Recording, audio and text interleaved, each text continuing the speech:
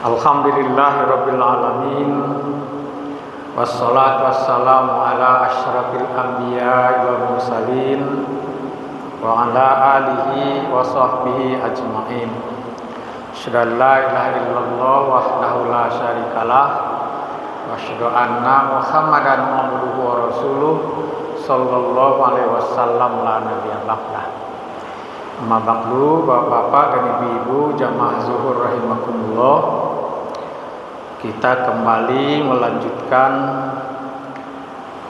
pembahasan kita tentang hadis Nabi yang disampaikan oleh Abu Hurairah. Ada 5 nasihat yang disampaikan Rasulullah kepada Abu Hurairah, yang sesungguhnya itu juga adalah nasihat untuk kita bersama-sama. Kelima nasihat itu, yang pertama, ittaqil maharima takun aqbadan nas, yaitu menjauhkan diri atau menjaga diri dari larangan-larangan Allah agar kita menjadi orang yang benar dalam beribadah.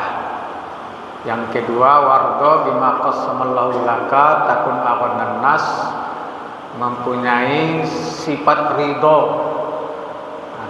dalam menerima segala ketetapan Allah. Yang ketiga, wa ahsin ila jarika takun mukminan, berbuat baik kepada tetangga sebagai bukti keimanan kita. Yang keempat, wa aqib balinnas mati bin nafsika, hendaklah engkau menyayangi orang lain sebagaimana engkau juga ingin disayangi orang, agar engkau menjadi muslim yang sempurna.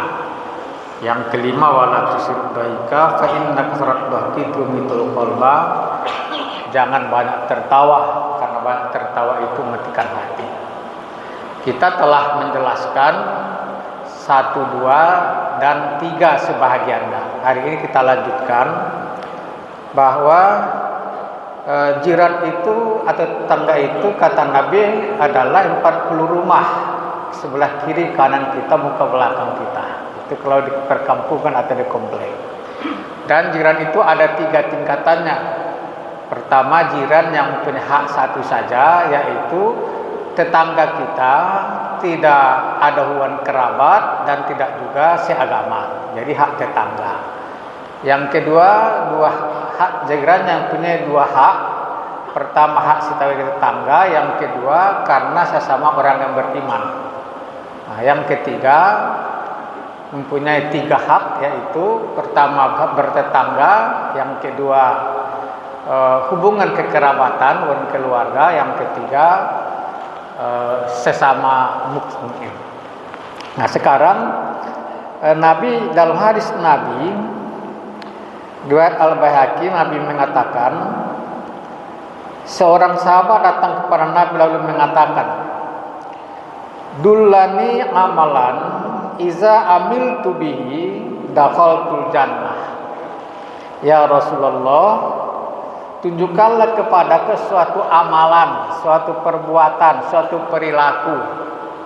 Apabila aku lakukan amalan itu, maka aku akan masuk surga. Jadi amalan yang bisa membawa kita masuk surga. Faqala, lalu Nabi mengatakan, menjawab, kun muhsinan, jadilah engkau orang yang baik. Jadi kata Nabi, kalau engkau ingin masuk surga, maka caranya adalah kun muhsinan, jadilah engkau orang yang baik. Lalu sahabat itu bertanya lagi, ya Rasulullah, kaifa aqlamu anni muhsinun, bagaimana aku tahu bahwa aku telah menjadi orang yang baik itu? Bagaimana caranya mengetahui bahwa telah menjadi orang yang baik? Qala, Rasulullah menjawab, kalau engkau ingin tahu apakah engkau orang yang baik atau tidak itu, sal jironika, tanyakanlah kepada tetanggamu, tanyakanlah kepada orang-orang yang dekat denganmu, yang selalu bergaul denganmu. Tanyakan kepada mereka, kata Rasulullah, sajironika, In qalu innaka muhsinun fa anta muhsinun. Kalau mereka mengatakan atau menilai atau menganggap engkau orang yang baik, fa anta muhsinun, maka benarlah engkau orang yang baik. Wa in qalu innaka musiun, tapi kalau mereka memandangmu, menilaimu adalah orang yang jelek, musi orang yang berbuat jahat, fa anta musiun, maka engkau adalah orang yang jahat. Nah, Bapak Ibu sekalian, bahwa nilai diri kita itu berada pada penilaian tetangga kita, orang-orang dengan kita. Nah, begitu pentingnya kita menjalin komunikasi, menjalin hubungan yang baik dalam bertetangga itu, dalam bersahabat itu, dalam berteman itu gitu. Jadi bisa kita buat pertanyaan lain, seorang suami atau istri atau anak misalnya, apalagi pemimpin nanti. Nah, bagaimana Allah akan menilai atau memandang seorang suami itu adalah suami yang baik kalau di mata istrinya saja dia bukan suami yang baik? Tidak mungkin Allah memandangnya itu. Demikian sebaliknya. Bagaimana mungkin seorang istri itu mar'atus soliyah, wanita yang saleh, kalau dalam pandangan suaminya saja ia bukan wanita yang saleh yang baik? Atau sebaliknya, bagaimana mungkin orang tua itu dipandang atau diterima Allah seorang tua yang baik, yang bertanggung jawab, kalau di mata anak-anaknya dia bukan orang tua yang baik? Itu pentingnya. Itu maka ada Islam mengajarkan kepada kita ketika orang meninggal dunia itu dipersaksikan, sebelum dibawa dia ke kuburan.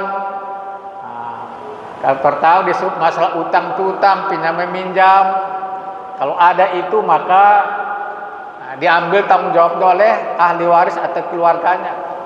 Tapi ada persaksiannya. Tanyakan apakah yang meninggal ini orang yang baik?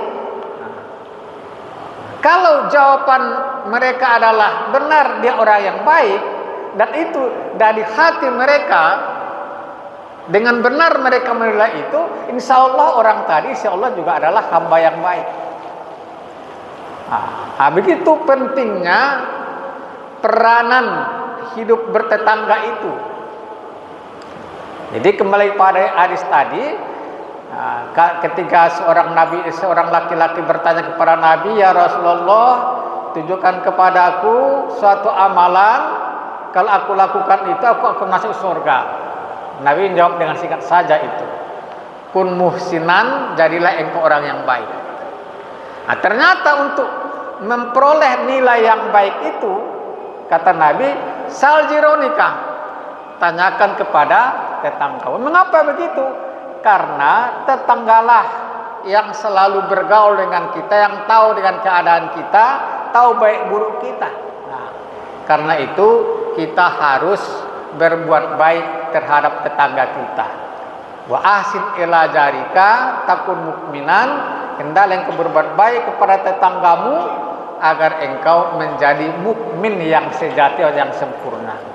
Artinya mafhum mukhalafahnya, tidak sempurna iman seseorang itu kalau ia tidak berbuat baik kepada tetangganya. Demikian, nanti kita lanjutkan. Wabillahi taufiq wal hidayah. Wassalamualaikum warahmatullahi wabarakatuh.